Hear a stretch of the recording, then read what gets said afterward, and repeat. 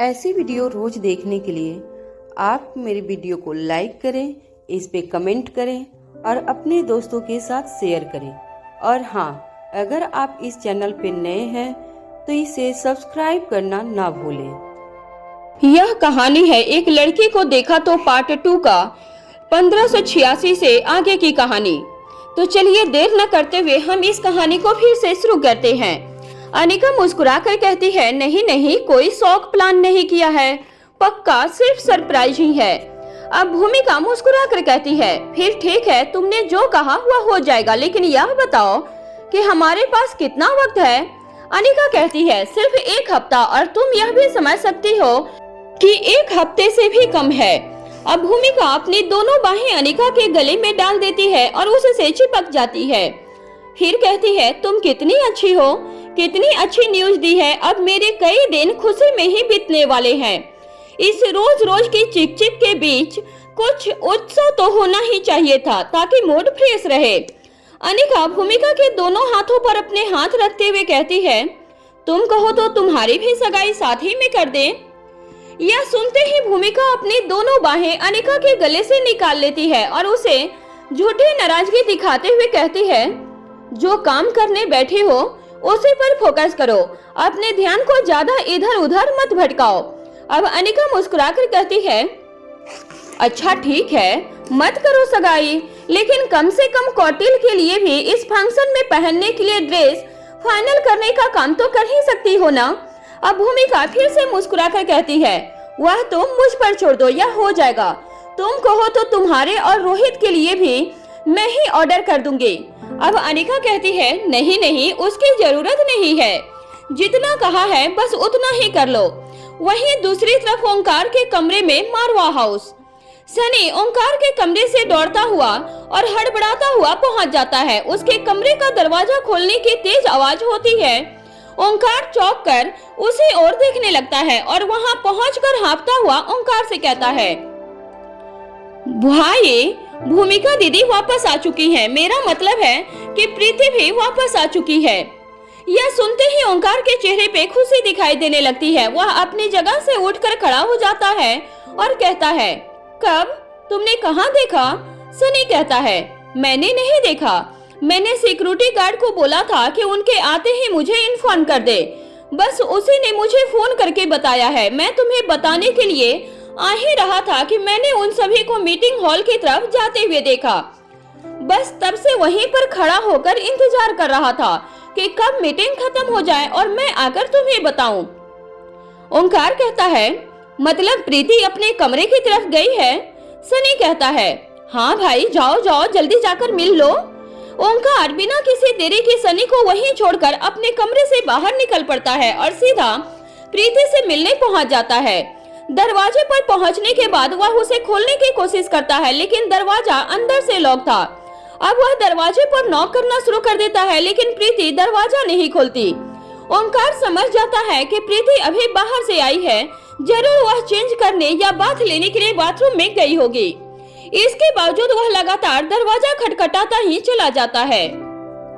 प्रीति के कानों में दरवाजा खटखटाने की आवाज पहुंच रही थी। जिस तरह की घटनाएं लगातार मारवा हाउस में तेजी से घट रही थी, प्रीति को शंका होती है कि कहीं फिर कोई मुसीबत तो नहीं आन पड़ी क्या। इसलिए वह तेजी से दरवाजे की ओर बढ़ जाती है और उसे खोल देती है। जैसे ही उसकी निगाह ओंकार पर पड़ती है, वह दोबारा से दरवाजा बंद करने की कोशिश करती है, लेकिन ओंकार उसके दरवाजा बंद कर लेने से पहले ही उसके बीच में अपना हाथ और पैर अड़ा देता है। प्रीति कहती है, तुम जाओ, यहाँ से जल्दी जाओ, मुझे तुमसे कोई बात नहीं करनी। अब ओंकार कहता है, लेकिन मुझे करनी है प्रीति।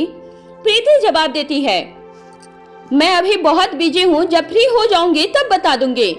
ऐसा कहकर वह फिर से दरवाजा बंद करने के लिए उसमें धक्का देती है, लेकिन ओंकार पहले से भी ज्यादा अंदर की तरफ आ जाता है और दरवाजे के बीचों बीच खड़ा हो जाता है।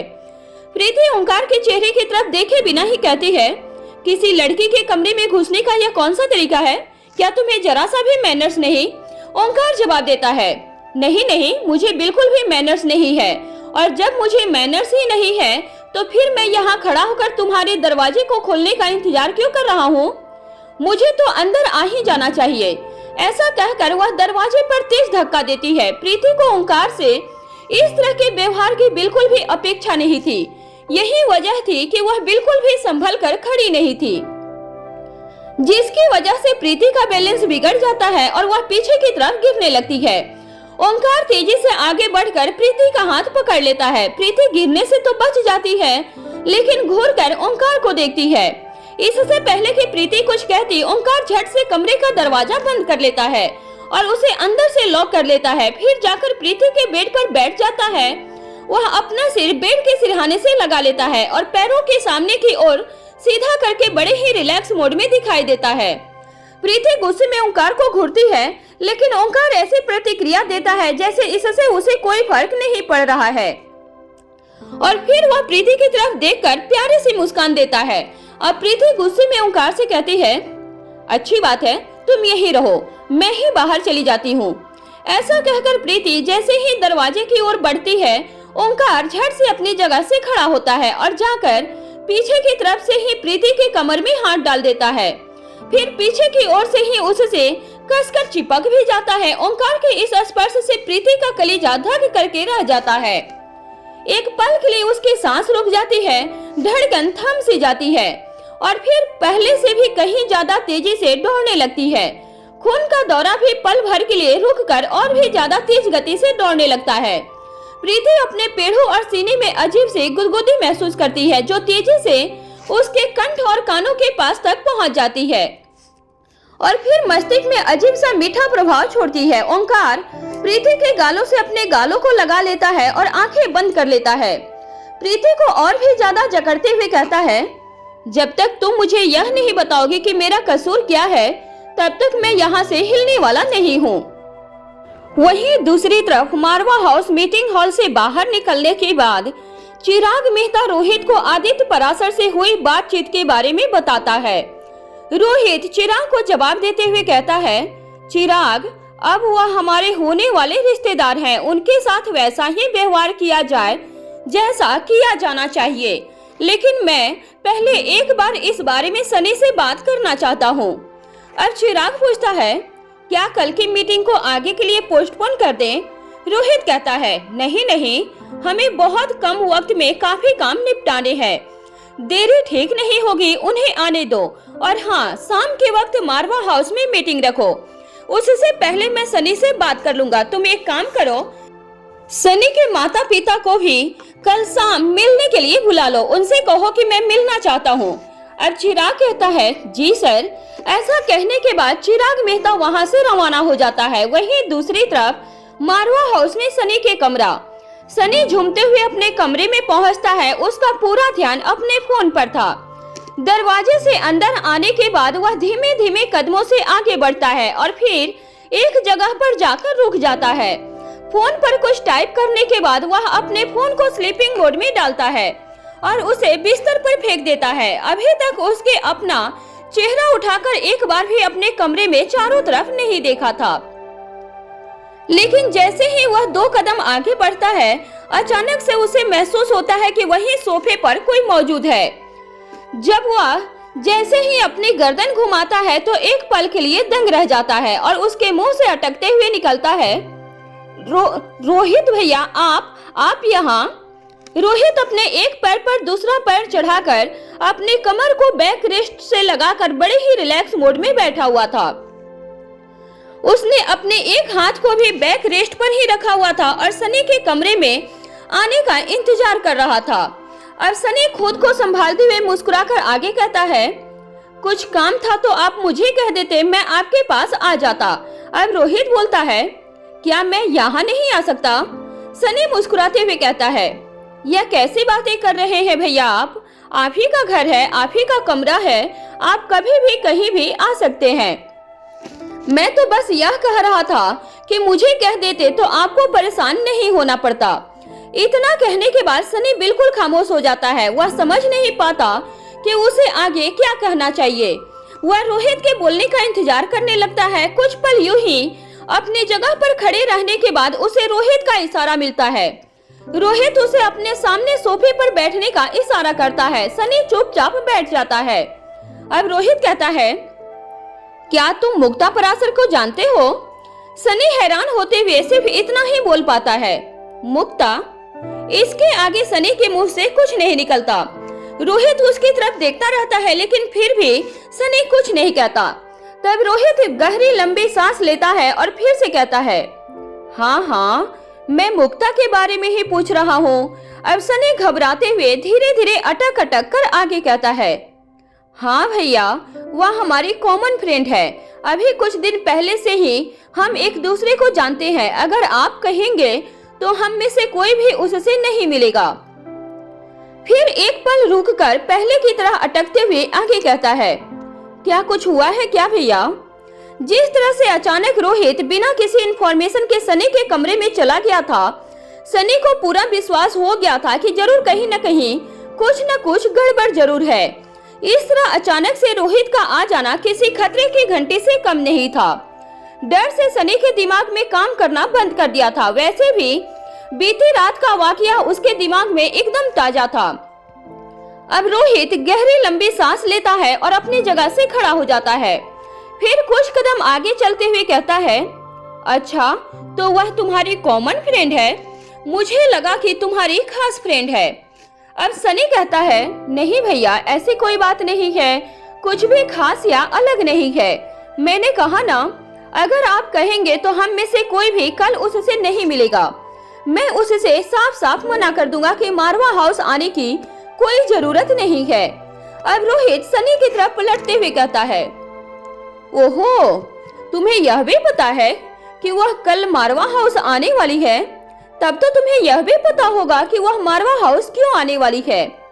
अब धीरे धीरे सनी सम्मानी हो गया था और उसे अपनी स्थिति का भी ज्ञान हो चला था।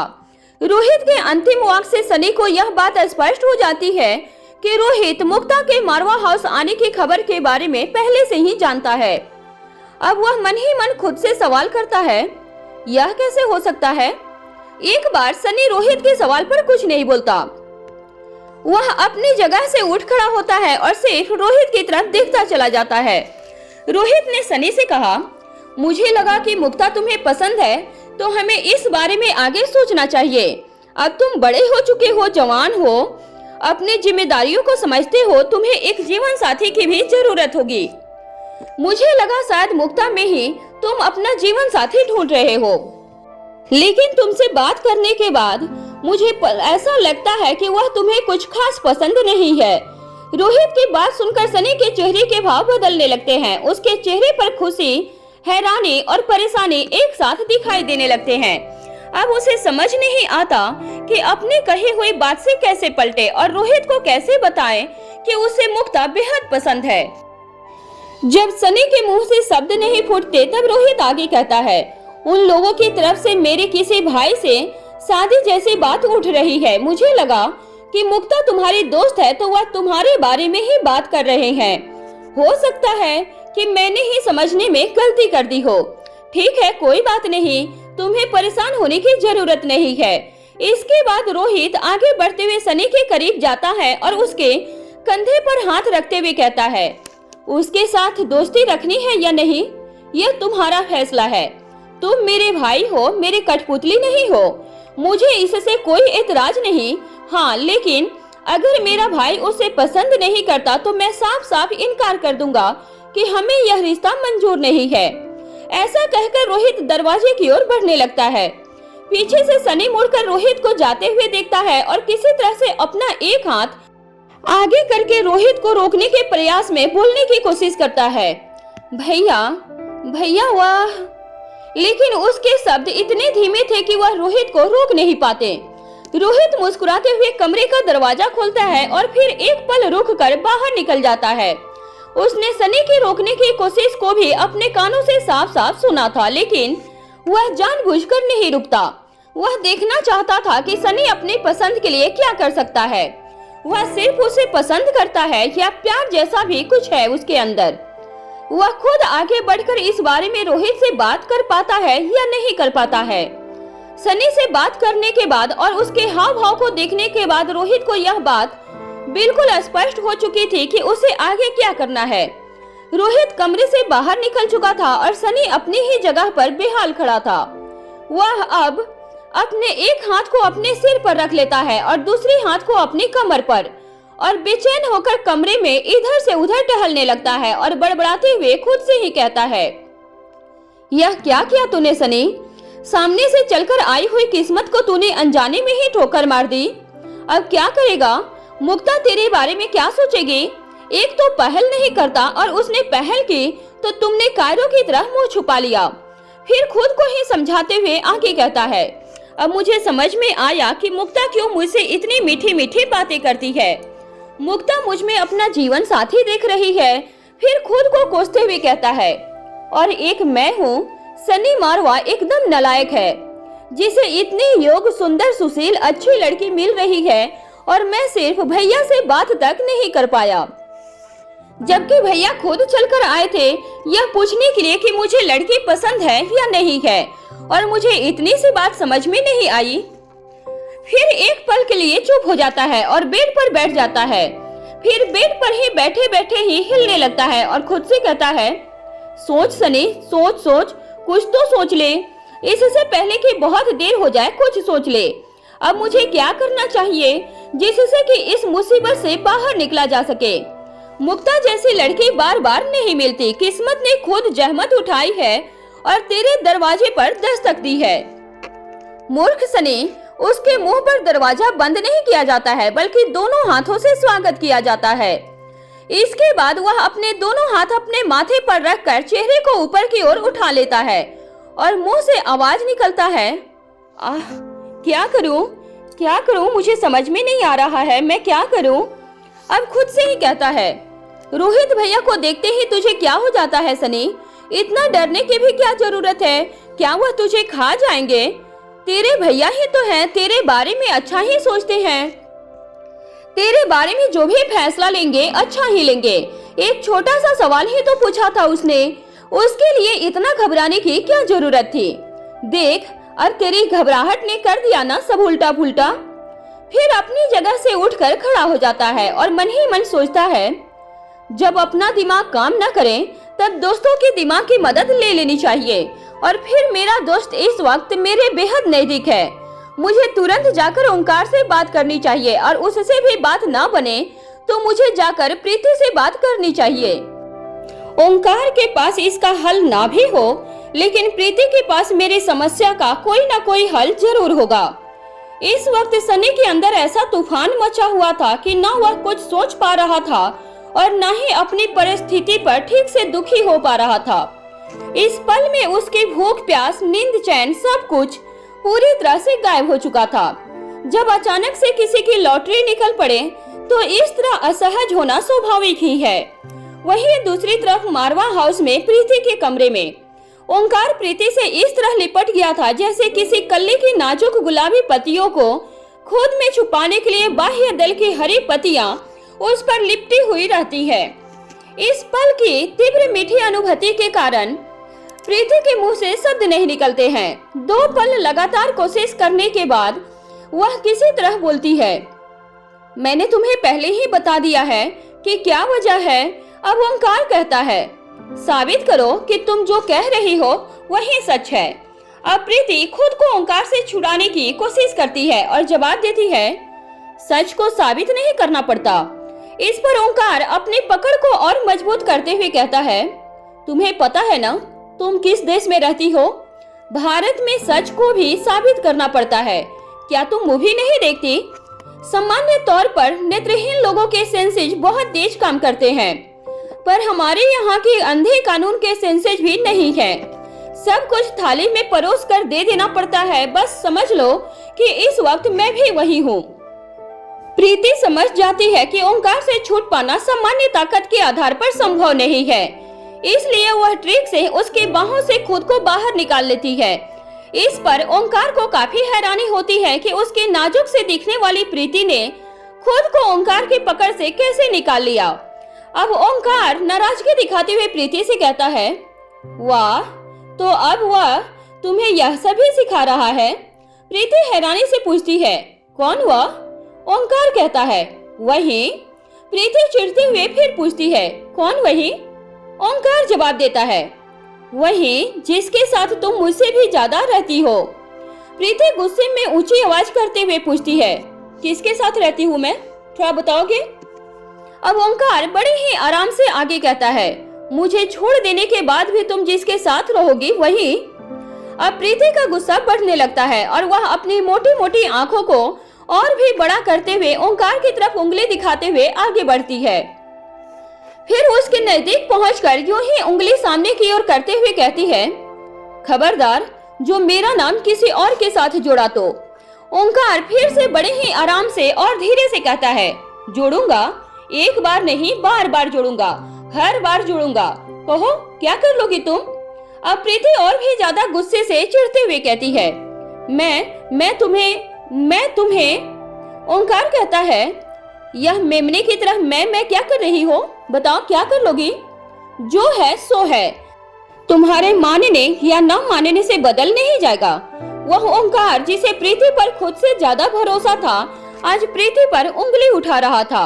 वह प्रीति जिसने एक बार इस खूबसूरत रिश्ते में आने के बाद कभी ऊंची आवाज में ओंकार से बात तक नहीं की थी, वह आज ओंकार पर बरस रही थी। गुस्से के कारण प्रीति को कुछ समझ नहीं आता कि वह आगे क्या बोले, लेकिन उसका गुस्सा बढ़ता ही चला जाता है। वह अपनी जगह से खिसक कर ओंकार के और भी पास आ जाती है, फिर अपनी उंगली को बिल्कुल उसके दिल के पास लेकर जाती है। प्रीति के इतने करीब आते ही ओंकार फिर से अपने दोनों हाथ अपनी कमर में डाल देता है और कसकर पकड़ लेता है। प्रीति के इतने करीब होने की वजह से उसका पूरा शरीर ओंकार के शरीर को स्पर्श कर रहा था। प्रीति की कमर से ऊपर का शरीर भी ओंकार से पूरी तरह से चिपका हुआ था। यह एहसास ओंकार को बेहद ही सुख दे रहा था, साथ में बेकाबू भी कर रहा था। अब ओंकार प्रीति की उन मोटी मोटी आंखों में झांकते हुए कहता है, अब यह तय हो गया है कि तुम्हारी जिंदगी में ऐसा कोई नहीं है जिसके लिए मुझे तुमसे दूर होना पड़े। प्रीति अपने आप को दूर करने की कोशिश करती है, लेकिन ओंकार अपनी दोनों बाहों की पूरी ताकत से उस पर अपनी पकड़ और भी मजबूत कर लेता है। फिर धीरे से उसके कान के पास जाकर कहता है, तुम चाहे जो भी कर लो, मैं इस तरह तुमसे दूर होने वाला नहीं हूँ। यह सुनकर एक पल के लिए प्रीति की सांसें थम जाती है। उसे अपनी धड़कनों अपने कानों में सुनाई देने लगती है। प्रीति फिर भी उससे खुद को छुड़ाने की कोशिश करती रहती है। अब ओंकार अपना एक हाथ प्रीति के सिर के पीछे की तरफ ले जाता है और उसे हिलने से रोकने की कोशिश करते हुए उसके गाल पर अपना गाल लगाते हुए अपनी आंखें बंद कर लेता है। एक पल को महसूस करते हुए धीरे से कान में आगे कहता है, मैंने सिर्फ तुम्हारे साथ जीने के सपने नहीं देखे, बल्कि पूरी जिंदगी को जीने के बाद तुम्हारे साथ ही इस दुनिया से चले जाने की ख्वाहिश भी पाली है। अब तुमसे जुदा तुम मुझे सिर्फ मेरी मौत ही कर सकती है। ओंकार के इस तरह के शब्दों से मुंह से निकलते ही न जाने किस तरह प्रीति का हाथ उसके मुंह पर चला जाता है। वह उसे आगे कुछ भी बोलने से रोकने के लिए अपना हाथ उसके होठों पर रख देती है और फिर भी अभी भी उसे गुस्से से घूरती रहती है। इस वक्त ओंकार की ऐसी इच्छा होती है कि वह प्रीति को गले लगा ले और फिर घंटों तक उसे खुद से अलग ही ना होने दे, लेकिन प्रीति की आंखों में इतना सारा गुस्सा देखकर वह प्रीति को धीरे से छोड़ देता है और फिर दोबारा से धपाक की आवाज के साथ उसके बिस्तर पर बैठ जाता है। उसने एक पैर मोड़कर बिस्तर पर ऊपर रखा हुआ था, जबकि दूसरा पैर अभी भी बिस्तर से नीचे की ओर था। प्रीति को और गुस्सा दिलाने के लिए अब ओंकार कहता है, जब तुम मुझसे प्यार ही नहीं करती तो तुम्हें क्या फर्क पड़ता है मेरे जीने या मरने से? मैं तुम्हें छू सकता हूँ क्योंकि मैं तुम्हें प्यार करता हूँ। तुमने मेरे होठों को किससे पूछकर छुआ? ओंकार के ऐसी बेसिर पैर की बात सुनकर अब गुस्से से प्रीति की सांसें तेज चलने लगती है और वह जवाब देती है, मुझे फर्क नहीं पड़ता, लेकिन तुम्हारे मम्मी पापा को फर्क पड़ता है, जिन्होंने हमें पैदा किया है। हमें उनके लिए जीना होता है। अब ओंकार कहता है, उन बेहद समझदार लोगों से तुम कब मिली? तुमसे किसने कहा कि मेरी मम्मी पापा को फर्क पड़ता है? अब प्रीति अपने दोनों हाथ कमर पर रख लेती है और कुछ पलों तक ओंकार को देखती रहती है। अंत में वह समझ जाती है कि वह किसी भी तरह से ओंकार से बहस करके नहीं जीत पाएगी, इसलिए अब वह झट से ओंकार का हाथ पकड़ लेती है और उसे कमरे से बाहर निकलने के लिए खींचते हुए आगे बढ़ती है। लेकिन वह एक भी कदम आगे नहीं बढ़ पाती क्योंकि ओंकार अपनी जगह से टस से मस नहीं होता है। प्रीति के साथ इस तरह अकेले कमरे में होने की वजह से और बार बार प्रीति के इतने करीब जाने के असर की वजह से वैसे भी धीरे धीरे ओंकार अपने ऊपर से नियंत्रण खो रहा था। ऊपर से प्रीति का इस तरह का व्यवहार कि जैसे वह ओंकार को अपनी जिंदगी से उठाकर बाहर फेंक देना चाहती हो। ओंकार को उतनी ही तेजी से उसके करीब खींच रहा था। प्रीति फिर से ओंकार की तरफ पलट कर देखती है, लेकिन अभी भी उसने ओंकार का हाथ नहीं छोड़ा था। वह कहती है, तुम यहाँ से बाहर निकलो।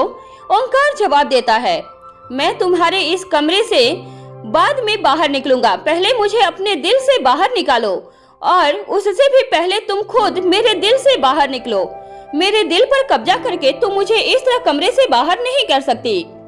पहले तुम्हें मेरा दिल खाली करना पड़ेगा, उसके बाद मैं तुम्हारा कमरा छोड़ दूंगा। प्रीति और ओंकार को आपस में इसी तरह एक दूसरे के साथ जोहजद करते हुए काफी समय बीत चुका था। प्रीति का हिम्मत उसका साथ छोड़ रही थी। धीरे धीरे उसका बनावटी गुस्सा भी गायब होने लगता था, लेकिन अब उसकी तकलीफ उसके चेहरे पर रुआसे के जैसे भाव ले आती है। प्रीति बहुत कोशिश करती है लेकिन अपने मनोभाव को छिपा नहीं पाती और ओंकार की ओर से दूसरी ओर मुंह फेर लेती है। उसके बाद ओंकार का हाथ भी छोड़ देती है, लेकिन ओंकार छूट जाने से पहले ही झट से उसे हाथ को पकड़ लेता है। उन दोनों का यह रिश्ता 2-4 दिन का नहीं था, सालों का था। ओंकार प्रीति के रग रग से वाकिफ था। वह अच्छी तरह जानता था कि प्रीति की आंखों से आंसुओं का सैलाब बहने वाला है। वह अपनी जगह से खड़ा होता है और धीरे से चलते हुए प्रीति के चेहरे के सामने जाकर खड़ा हो जाता है। फिर प्रीति को उसके कंधों से पकड़ते हुए आहिस्ता आहिस्ता पीछे करते हुए उसे बिस्तर पर बिठा देता है। इस वक्त प्रीति का चेहरा ओंकार की तरफ था और पैर बिस्तर के नीचे थे। ओंकार प्रीति के ठीक सामने खड़ा था। वह वही प्रीति के पैरों के पास घुटनों के बल बैठ जाता है और अपने दोनों हाथ प्रीति की गोद में रख देता है। एक तरफ ओंकार प्रीति को संभालने की कोशिश कर रहा था, वहीं दूसरी तरफ अंदर ही अंदर वह खुद भी टूट रहा था। प्रीति से बिछड़ने की कल्पना भी उसके लिए असहनीय थी। इस वक्त उसकी सबसे बड़ी दुविधा यह थी कि प्रीति बात करने के लिए ही तैयार नहीं थी। अगर वह बात करती तो समस्या पता चलती तब समाधान भी निकल जाता। अब ओंकार प्रीति के चेहरे की तरफ देखता है। वह अपनी पलकें झुकाए चुपचाप बैठी हुई थी। ओंकार कुछ बोलने की कोशिश करता है लेकिन उसका गला भर आता है। फिर भी किसी तरह से हिम्मत इकट्ठी करके वह प्रीति की ओर देखते हुए कहता है, प्रीति, मैं तुम्हारे बिना मरूंगा या नहीं यह मुझे नहीं पता, लेकिन सच कहता हूँ जी नहीं सकूंगा। मुझे उस गलती की सजा मत दो जो मैंने की ही नहीं है। ऐसा कहकर ओंकार अपना सिर प्रीति के गोद में रख लेता है और अपनी बाहें फैलाकर प्रीति की कमर से उसे बाहों में ले लेता है। ओंकार को खुद भी समझ नहीं आता कि न जाने किस तरह उसकी आंखों से आंसू बह निकलते हैं। बहुत कोशिश करता है लेकिन आंसू रुकने का नाम नहीं लेते हैं। प्रीति की आंखों से भी टप टप आंसू टपकने लगते हैं। दोनों ही एक दूसरे से अपनी हालत छिपाने की कोशिश करते हैं, लेकिन भला यह भी कैसे संभव था कि एक दूसरे की सांसों को पहचानने वाले इतने नजदीक होकर भी आंसुओं को न पहचान सके। प्रीति की इच्छा होती है कि वह अपने दोनों हाथ ओंकार के सिर और चेहरे पर रख ले, लेकिन वह ऐसा नहीं कर पाती। किंतु जैसे ही ओंकार को इस बात का एहसास होता है कि प्रीति का रोना फूट पड़ा है, वह अपने आंसुओं को पोंछते हुए अपनी जगह से उठ खड़ा होता है।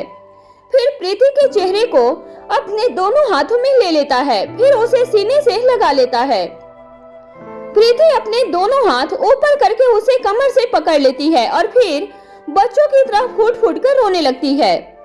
कुछ देर तक दोनों इसी तरह एक दूसरे से लिपटे रहते हैं। फिर ओंकार कुछ देर के बाद प्रीति को खुद से अलग करता है, उसके आंसुओं को अपने दोनों हाथों से पोंछता है, उसके बालों को संवारता है। जब प्रीति कुछ शांत हो जाती है तब उसके चेहरे को अपनी हथेली से ऊपर की ओर उठाते हुए कहता है, जब तुम मुझे इतना प्यार करती हो तो फिर मुझे झुठलाना क्यों चाहती हो?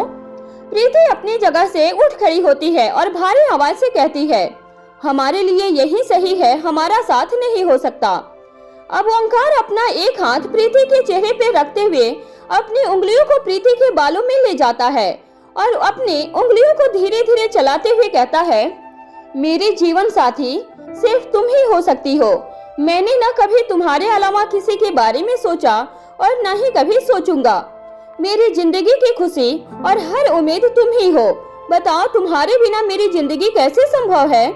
ओंकार का स्पर्श प्रीति को दहकती आग पर पानी छींटों की तरह महसूस हो रहा था। लगातार रोते रहने की वजह से प्रीति की आंखें भारी हो रही थी। उसका शरीर उसका साथ छोड़ रहा था। दिमाग ने भी काम करना जैसे बिल्कुल बंद कर दिया था। प्रीति ओंकार के हाथ पर अपना हाथ रख लेती है और आंखें बंद कर लेती है। फिर धीरे से कहती है, वह सब मुझे नहीं मालूम, मुझे बस इतना पता है कि अब हम कभी भी साथ नहीं हो सकते। प्यार का मतलब हमेशा शादी हो यह जरूरी नहीं, तुम्हें मुझे भुलाना ही होगा। इस बार ओंकार प्रीति के शब्दों का जवाब शब्दों से नहीं देता।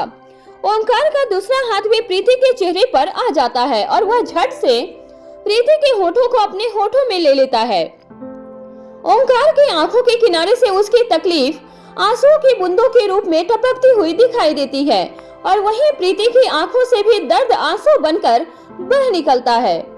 ओंकार जैसे जैसे चुमते हुए हल्के हल्के आगे बढ़ता है, प्रीति के कदम धीरे धीरे पीछे होते जाते हैं और कुछ ही पलों में दोनों बिस्तर पर जा गिरते हैं, लेकिन एक सेकंड के लिए भी एक दूसरे से अलग नहीं होते।